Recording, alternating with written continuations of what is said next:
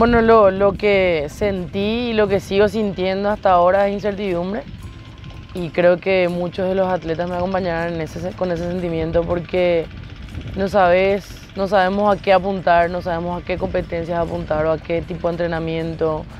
Generalmente uno cuando planifica, ya seas el entrenador o seas atleta, miras de la competencia más importante para atrás. Entonces vos vas planificando, bueno, si en este año mi competencia más importante eran los Juegos Olímpicos, entonces íbamos de julio para atrás. Ahora tenemos la posibilidad de volver a la pista, igual con los protocolos sanitarios es mucho mejor que andar entrenando en la casa. Si bien era una alternativa entrenar dentro de la casa, teníamos los planes, aburre bastante, que es algo con lo que yo creo que la mayoría de los entrenadores luchan, el aburrimiento del atleta, pero ahora tenemos esta posibilidad y está ayudando bastante. Pero seguimos sin saber a qué apuntar. Pero el hecho de estar acá sentada y, no sé, le dije a muchas personas, el hecho de oler lo que es la goma de la pista, sentir el vientito, saber que estás en la pista de atletismo por más que no haga vallas ni nada, te da una sensación de... A mí me dio mucha paz, ¿verdad? Saber que podía volver y que es algo que de repente nosotros no sabíamos si íbamos a volver tan rápido, porque para mí fue más rápido de lo que pensamos. Yo vivía en Ayolas y ahí a la vuelta de mi casa, o sea, ni a media cuadra teníamos el club. Cuando empecé a hacer deporte tenía 6 años. Mi primer deporte fue patinaje.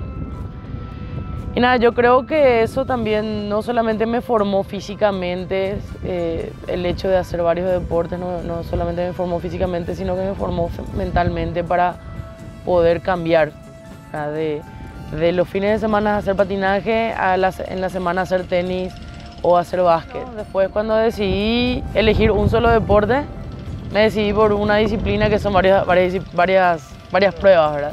Entonces, siempre la gente que me conoce de chiquitita me dice, no pudiste luego elegir algo más difícil. Pero a mí me gusta mucho, o sea, yo creo que si elegía una sola prueba en el atletismo me iba a aburrir bastante rápido. A mí me encanta venir todos los días con algo distinto. Creo que si de repente me decidía hacer solamente vallas o velocidad, iba a ser, otra vez tengo que hacer lo mismo. Entonces, eso es bastante, no sé, te mantiene ocupado, ¿verdad? Y obviamente cuando competís es de una prueba a otra, cuando la gente te acompaña, no es como cuando acompañas una final o una semifinal, sino acompañas cada prueba 2 días y la gente ya va entendiendo, ¿verdad? Hay mucha gente que de repente ni siquiera sabía lo que era el heptatlón y ahora, después de los Juegos Panamericanos, por ejemplo, mucha gente entiende cómo se hace, que hay puntajes, que de repente estás cuarto, de repente estás primero, de repente estás quinto. Yo creo que estoy bastante más madura en comparación a lo que era antes.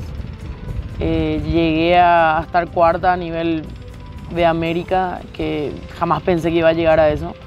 Inclusive estaba por medallar el segundo y el tercer puesto. Ahora nosotros solamente apuntamos a llegar a los Juegos Olímpicos y obviamente a Asunción 2022 de la mejor forma. Soy consciente que tengo 31 años, que no soy la misma de hace 10 años atrás. Si bien físicamente eso afecta, mentalmente ayuda.